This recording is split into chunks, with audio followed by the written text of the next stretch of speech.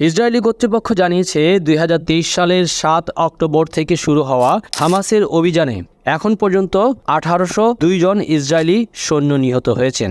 Israel insurance অ্যাসোসিয়েশনে প্রকাশিত এক প্রতিবেদনে বলা হয়েছে, এই মৃতদের মধ্যে ৯০২ জন বসতি স্থাপনকারী এবং ৯০০ জন কর্মকর্তা ও সৈন্যসহ ইসরায়েলি নিরাপত্তা বাহিনীর সদস্য রয়েছেন। আল জাজিরার প্রতিবেদন অনুসারে ইসরায়েলি সেনাবাহিনী এবং অন্যান্য কর্তৃপক্ষ তাদের ক্ষয়ক্ষতির প্রকৃত সংখ্যা প্রকাশ না করার মাধ্যমে অভ্যন্তরীণ মনোবল বজায় রাখার চেষ্টা করছে।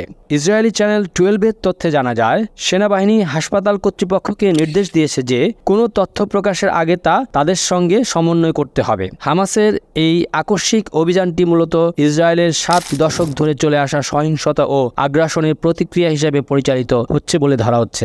এতে ইসরায়েল 7 অক্টোবর থেকে গাজায় ব্যাপক আক্রমণ শুরু করে। ইসরায়েলি বর্বরতায় গাজার বেসামরিক হতাহতের সংখ্যা ক্রমাগত বৃদ্ধি পাচ্ছে। ইসরায়েলি হামলার ফলে লেবাননের হিজবুল্লাহ, ইয়েমেনের আনসারুল্লাহ এবং ইরাকের বিভিন্ন সশস্ত্র গোষ্ঠী ইসরায়েল এবং মার্কিন স্বার্থের বিরুদ্ধে পাল্টা হামলা শুরু করেছে। এতে ইসরায়েলের যুদ্ধ পরিস্থিতি আরও জটিল আকার ধারণ করছে। সর্বশেষ তথ্য অনুযায়ী ইসরায়েলি আক্রমণে গাজায় 24 ঘন্টার মধ্যে 27 জন ফিলিস্তিনি নিহত এবং 86 জন আহত হয়েছেন। গত এক বছরেরও বেশি সময়ে নিহত ফিলিস্তিনিদের সংখ্যা বেড়ে দাঁড়িয়েছে 43,341 জনে এবং আহতের সংখ্যা ছাড়িয়েছে 1,02,105 জনেরও বেশি।